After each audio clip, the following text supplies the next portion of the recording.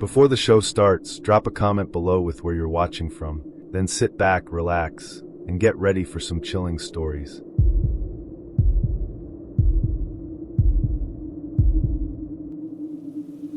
I've worked in hospitals for over 10 years, mostly night shifts. People think the night is quieter, but it's not. It's just quieter on the surface. Beneath that, things happen that never get charted. 2 months ago, I transferred to a small private hospital near the edge of town. Low patient count, decent pay, calm staff. It seemed like a perfect gig.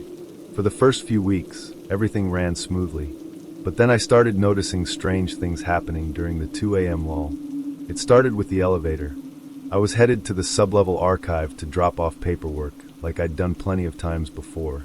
But that night, the button for B2, the deeper floor, was lit.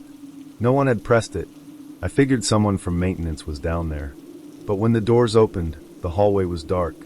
I could see the usual file room to the left, but the hallway to the right was different. Newly painted, fresh linoleum, LED lights glowing softly in a section that wasn't supposed to exist. And then, I heard a machine. It sounded like a ventilator. I asked about it the next day. The nurse at the front desk, Mary, looked confused. "We don't use B2 anymore," she said. "It's just records and storage." But I'd seen the lights, the equipment. The next time I went down, I brought my phone, filmed everything. The hallway was lit again. There was even a crash cart outside one of the doors. But when I played the footage back later, it was all darkness. Just an empty hallway, exactly like Mary had described. Later that week, one of the new night nurses, young, pale, jumpy, pulled me aside in the break room. "I saw your elevator log," she said. "You've been going to B2 a lot." I nodded. "Why?" She hesitated. "Have you seen room 3? I hadn't. I asked her what she meant. "They say it's for palliative care," she whispered. "But those patients, they're not dying. At least not fast enough for whoever's running things down there." She told me about a patient named Henry. Mid-60s, stroke victim, no family. Marked DNR. Do not resuscitate. But she caught someone restarting his IVs 3 nights in a row after he coded. "His chart said he died last week," she added. "But I saw him yesterday. Awake. Hooked up to something I've never seen before. That same night, my login stopped working. I couldn't access patient files. My badge wouldn't open the stairwell. When I asked IT, they said my credentials had been archived. I checked the staff schedule. My name was gone. No shifts listed. No record I'd ever worked there. I went to HR. The door was locked. Lights off. It was 2:40 a.m. I walked to the lobby. The security guard wasn't at his post. My locker was empty. That's when I knew I had to get out. I grabbed my bag and walked straight to the exit. Didn't clock out. Didn't say goodbye. The next morning, I got a call from an unknown number. No one spoke. Just the soft beep of a monitor in the background. Later that day, a courier dropped off an envelope. No name, no return address. Inside was a single piece of paper. One line, printed in clean black type. "You were never on the schedule." I tried to tell someone. Sent emails, left voicemails. Every response said the same thing. "We don't have a Deborah in our system."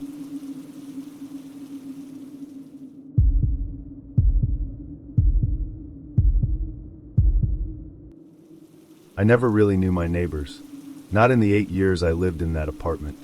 It was one of those places where everyone kept their doors closed, nodded in the hallway, and minded their own business. Quiet building. Clean. Nothing fancy but comfortable. Then I got the noise complaint. It said I had been arguing loudly with a woman at 2:14 a.m. on a Tuesday. Problem was, I wasn't even home that night. I'd been on a business trip 3 states away.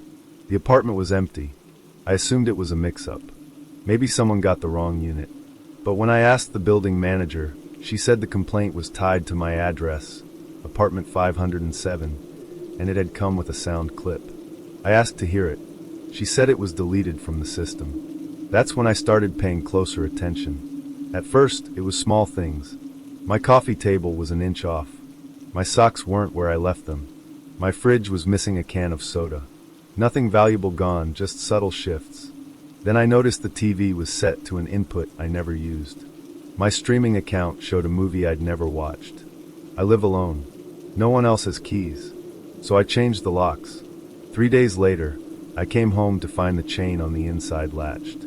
I had to call a locksmith to get in. There was nothing stolen, nothing broken, just the chain latched, like someone was still inside when I opened the door, and slipped out before I saw them. I bought a small camera, one of those hidden ones that looks like a USB charger. I plugged it in by the entryway, pointed toward the living room. It had motion detection and cloud backup. The next morning, I checked the feed. At 3:06 a.m., a man entered through my front door. Calmly, quietly. He was wearing gloves and a black hoodie. He walked around the living room, stopped in front of my bookshelves, moved one of the framed photos, looked at it, then set it back slightly tilted. He didn't take anything. He just looked. Then he walked to my bedroom. The feed cut out for 2 minutes. When it came back, he was leaving. I went straight to the building manager, showed her the video. She watched without blinking. Then she said, "That doesn't look like our key. It's probably staged. You could get in trouble for fabricating something like this." I couldn't believe it. Later that day, I got an email from the building's security company. "You are under investigation for a reported break-in of apartment 509. That was my next-door neighbor. I'd never even spoken to them. They claimed they caught me on camera trying to open their door. The footage was dark and grainy, but it was definitely someone in a jacket like mine. Someone wearing gloves. I moved out that weekend. I didn't tell anyone where I was going. Didn't leave a forwarding address. I shut down all my accounts linked to that building. A week later, a package showed up at my new place. No name. No return address. Inside was a USB drive. It contained the same video I had recorded, the man walking through my apartment. Except now there was more footage. From the bedroom. It showed him standing at the foot of my bed. For over an hour. Just standing there. Watching me sleep.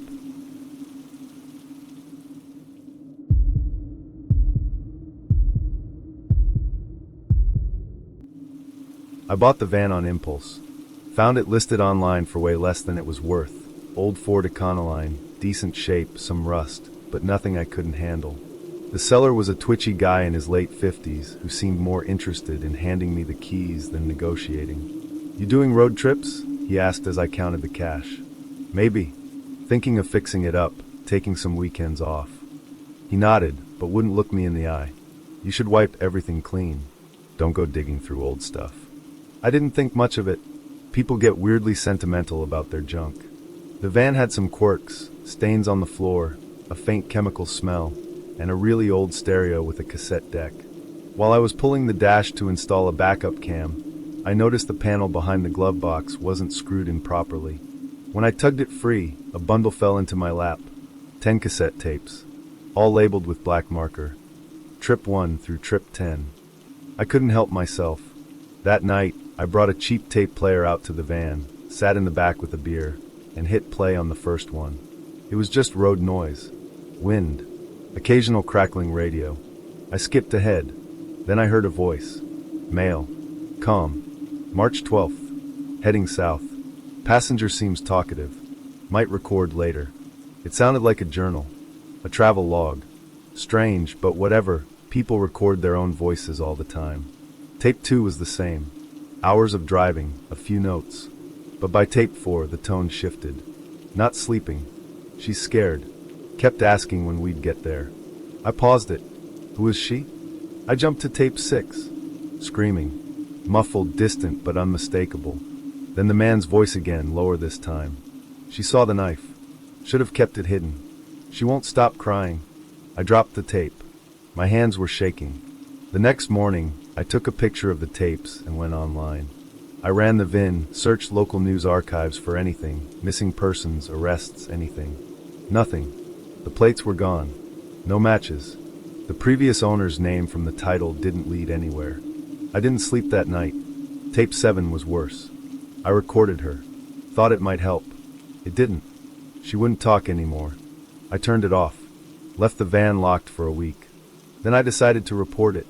I gathered everything, tapes, photos, VIN number, and went to the sheriff's office. The deputy at the desk took one look at my papers and frowned. "This title's not valid," he said. "No such plate registered. But I drove it here."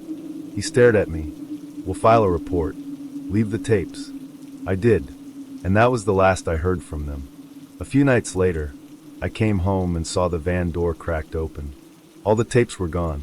Nothing else was touched. Tools, gear, stereo still there. But on the front seat sat a single tape, labeled with red ink. Douglas, Night 3. I played it. It was me, breathing in my sleep. A faint shuffle, my sheets rustling, then a whisper, inches from the recorder. Stop digging.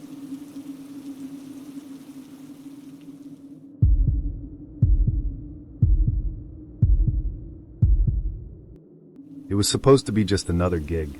Freelance writing contract, fully remote, flexible hours, decent pay. The agency called itself Inscriptive. No phone number listed, only an onboarding portal. The application process was strange. No interviews, just a writing test and a non-disclosure agreement longer than most novels. They accepted me within a day. At first, everything felt normal. I was assigned a content manager, named Eric, who communicated only through a platform I'd never used. Something proprietary, clunky, with no video or audio features. Everything was chat-based. Every message was formal, short. Tasks were labeled with numbers and vague descriptions. Task 12A, 900 words, tone, disoriented optimism. I asked who the client was. No reply. Just deliver by 9 p.m. Eastern Standard Time. There were no faces. No names beyond Eric. But the platform listed other writers logged in. Just strings of numbers beside active. Sometimes, I'd get edits on pieces I hadn't submitted yet. Revisions marked before I even uploaded the draft. I thought maybe I was losing track. I'd been juggling clients. Burnout makes you sloppy.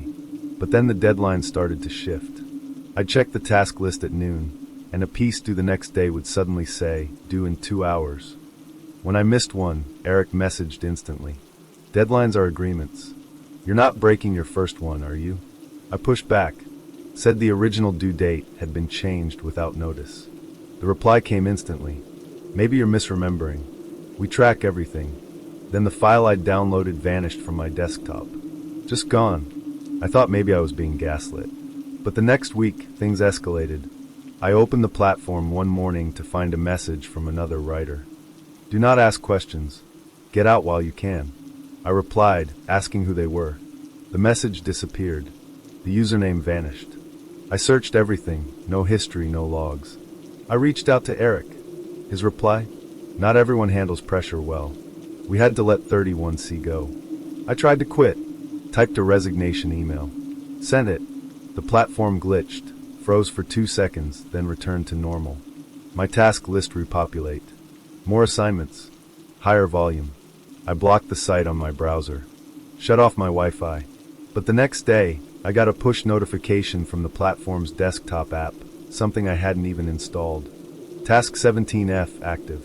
That night, my webcam light blinked on. Just for a second. I covered it, deleted everything, formatted my hard drive, bought a new laptop. No more Eric. No more writing jobs. 2 weeks passed. Then I got a package. No return address. Inside was a mouse pad with the Inscriptive logo on it, and a handwritten note. Welcome back, Stephanie. First task is already in progress.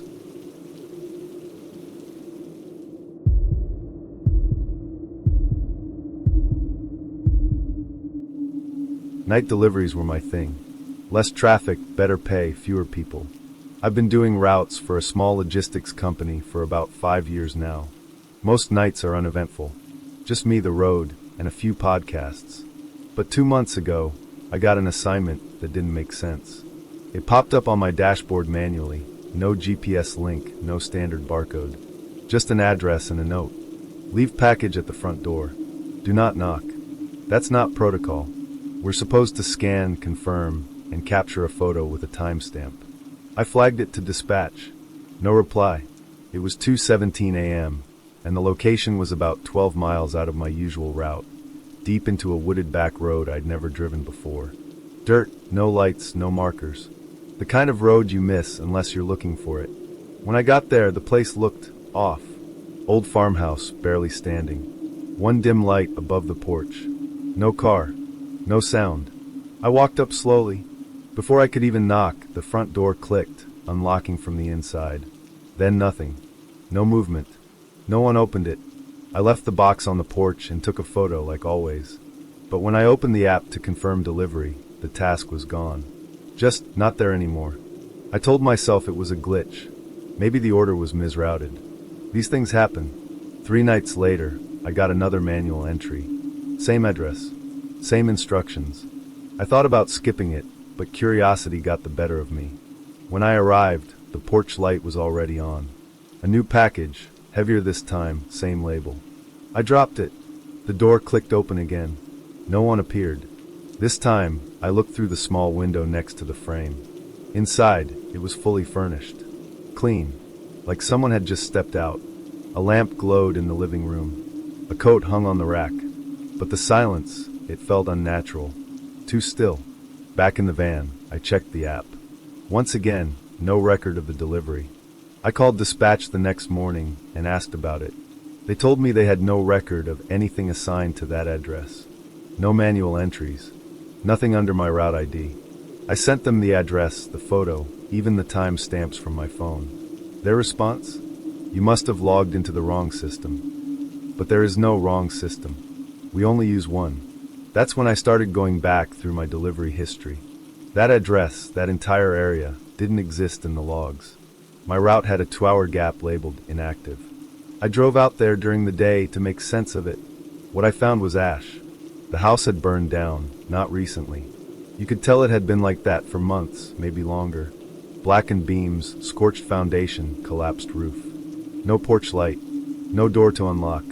It didn't make sense. I'd just been there 3 nights earlier. I took pictures, videos, everything. That night, I received one last delivery request. Same format, same address. I didn't go. Next morning, I found a box sitting outside my own house. No postage, no markings, just one label. Route reassigned. Welcome home.